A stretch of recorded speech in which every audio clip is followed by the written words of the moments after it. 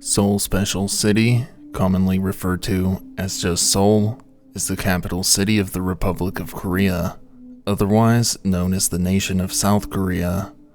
The city is the largest metro area in South Korea, boasting a population of 9,443,722 in the designated Special City Zone, and a population of 26,037,000 across the city's greater metro area. Just for a sense of how many people live in Seoul's greater metro area, this number of people is about equivalent to the entire populations of Ireland, Scotland, Wales, and the US state of Washington combined. Furthermore, notably, Seoul is located approximately 30 miles from the infamous Demilitarized Zone, or DMZ for short, a stretch of no man's land that serves as a buffer zone along their border with their bitter enemies, the People's Republic of Korea, better known to most as North Korea.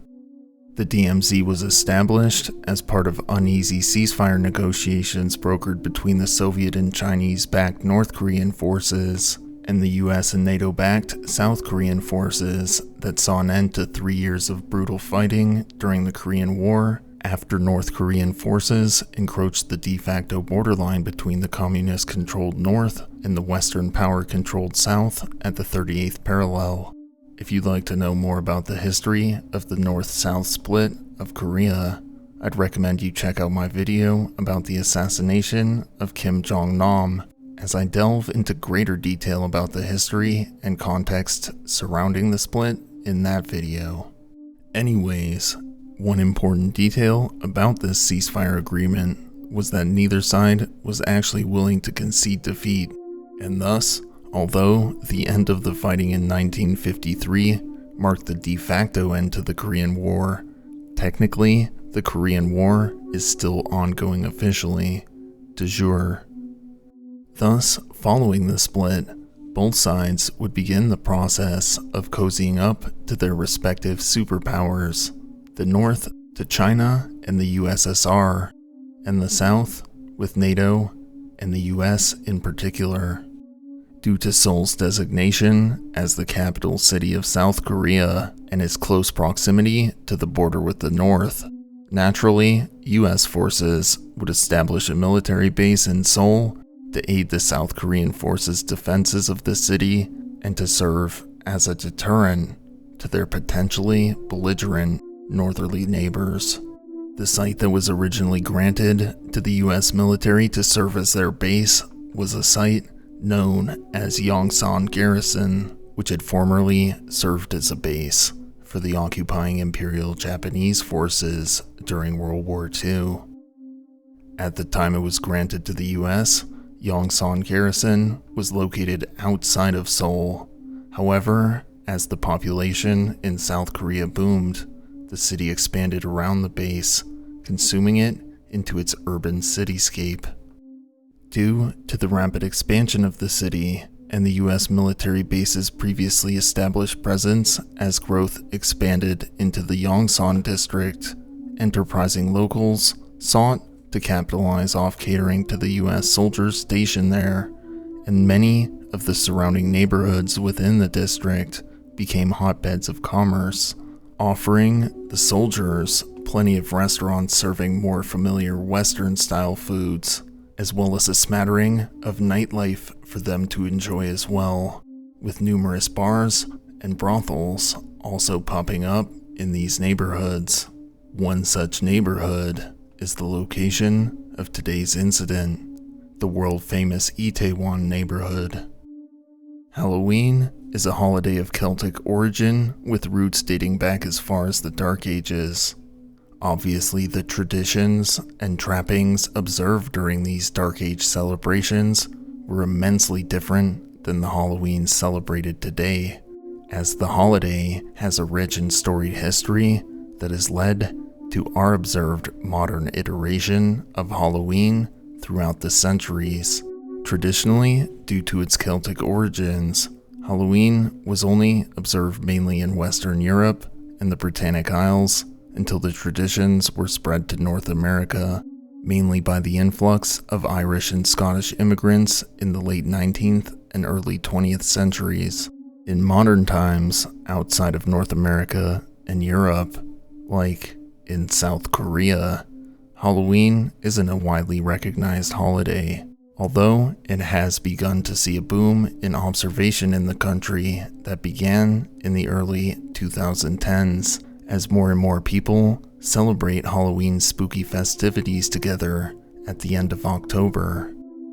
During the twilight hours of October 29th, 2022, approximately 100,000 eager evening revelers packed into the trendy commercial Itaewon neighborhood of the Yongsan district, which is known for the plethora of nightlife and shopping offered to visitors within the confines of the constricted systems of tightly packed streets and alleyways etched across it. The crowd of partygoers was particularly eager to enjoy the evening's festivities, as the celebrations in 2022 were the first Halloween celebrations since the outbreak of the COVID-19 virus in 2020, with no additionally imposed governmental limits on crowd size or mandatory mask wearing. By 7 p.m., throngs of people had packed into Itaewon's narrow streets, with reports emerging on social media of crowds so dense that a walk from Itaewon Metro Station to the nearby World Food Street, a walk that would normally take all of a minute, now took over 10 minutes to complete.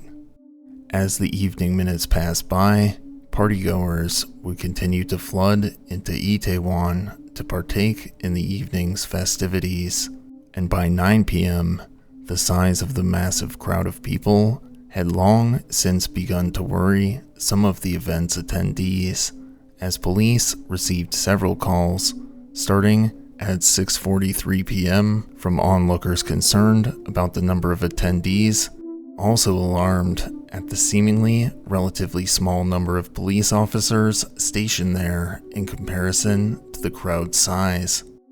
Over the course of the next hour, more attendees continued to flood into Itaewon, with some of the more imbibed revelers growing more rowdy and impatient as the hours and number of beverages they had consumed increased. By just before 10 p.m., more people continued to flood into Itaewon from the metro station, further packing the already dense crowd with even more bodies, as inebriated early bird partygoers spilled out of the bars and clubs at odds against the push of the incoming crowd. Near the exit of the metro station off Itaewon Road, a narrow alleyway measuring 150 feet long and 16 feet wide at its mouth, with the alley narrowing to 10 feet wide at its most narrow point, connects Itaewon Road with World Food Street, sluicing between the 108 Hip Hop Club and the Hamilton Hotel. The alley lies on a slope, descending from Itaewon Road to World Food Street below, meaning that the flow of the surging crowd from the metro station pushed the packed partygoers through, into, and down the slope of the tight alleyway, as the flow of the crowd clashed with other attendees spilling out of the packed 108 Hip Hop Club and early bird partiers that were trying to return to the metro station from World Food Street. In the heart of the congested alleyway, conditions began to become uncomfortably cramped as frustrated members of the crowd on both opposite ends of the alleyway pushed against the flow of bodies as they crammed into the crowd, surging into the tightly packed confines of the alleyway. At 10:08 p.m., the packed crowd in the alleyway would reach a critical density, setting off a deadly chain of events that would unfold over the coming few minutes. By 10:17 p.m., the already extremely dense crowd continued to pack into the tight, sloped alleyway, now so flooded with people pushing inwards from both World Food Street and Itaewon Metro Station that members of the crowd were now visibly in pain, with many now finding it hard to breathe at all, One member of the crowd described the scene as, quote, "People were pushed onto each other, and there were many times where there was a wave of pushing, which made people fall forwards and then back, just like ocean waves," they recounted. As the flow of opposing bodies continued to grow on both sides of the alleyway, some members of the crowd began to collapse to the ground, which in turn would only exacerbate the increasingly dire circumstances in the alley, as other members of the crowd, unaware that there was unconscious or possibly even dead people on the ground below them, inevitably would end up tripping across them and falling to the ground themselves, disappearing from sight only momentarily, before the space they had been occupying was then filled by another person, who would then fall on top of that person, a deadly cycle that continued to worsen as the influx of people surging into the alleyway's tight confines from both ends continued. 5 minutes later, at 10:22 p.m., there was a visible mass of tripped up people amassed at the heart of the crowd crush.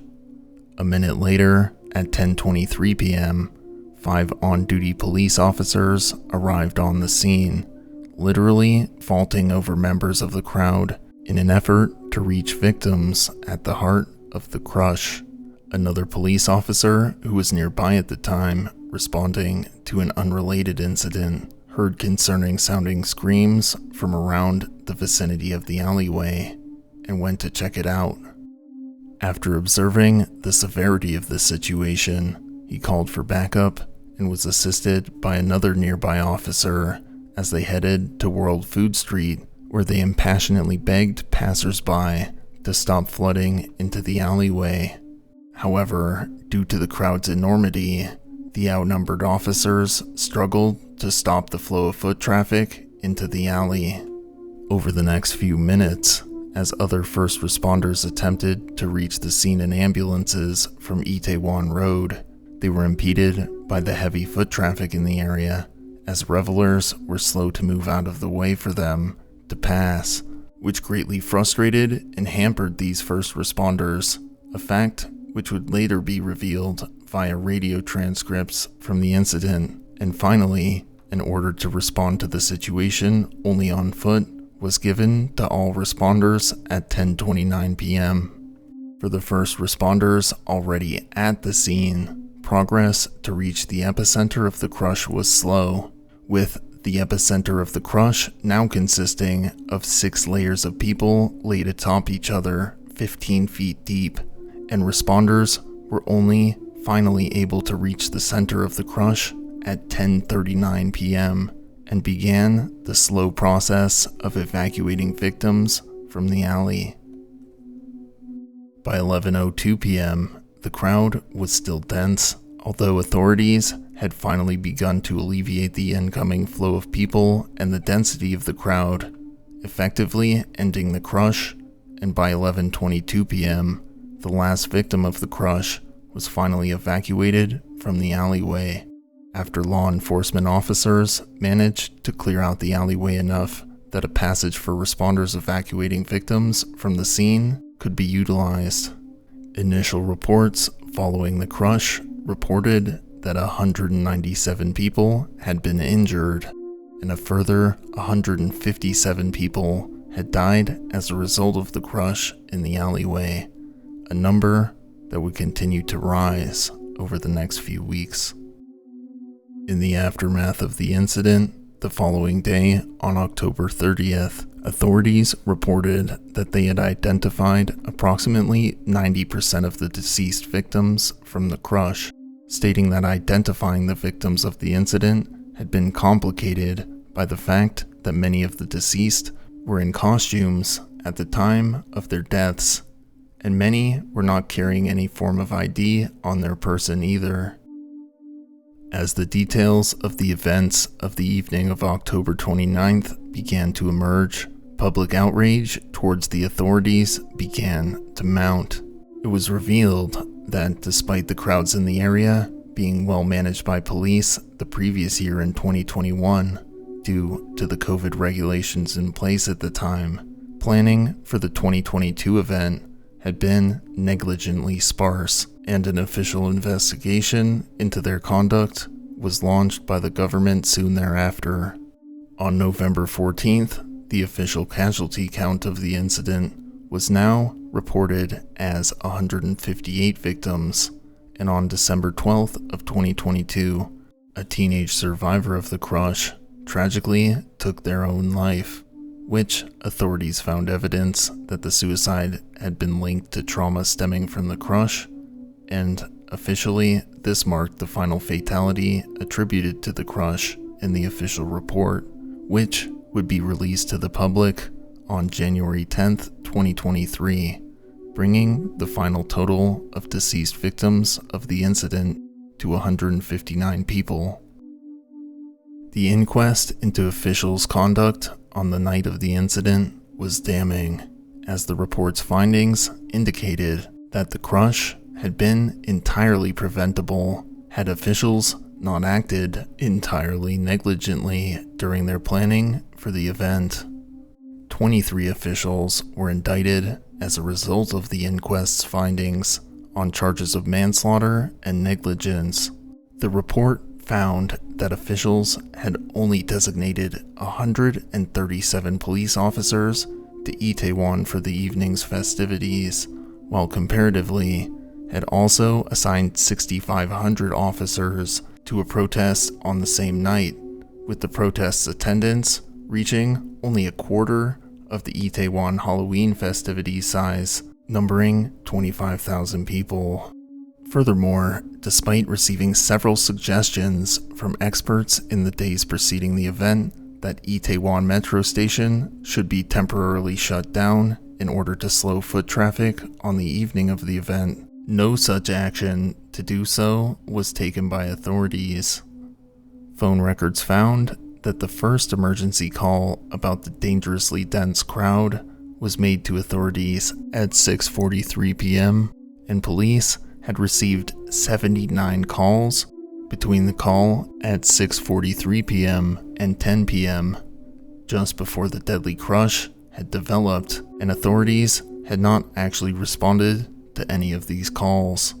Furthermore, initially, in wake of criticism that they were extremely slow to respond to the emerging situation, police denied that they were aware of the severity of the situation. However, the inquest would find this statement to be false, as the call logs, timestamped from around the start of the crush, were found to be peppered throughout with phrases such as "deadly crowd"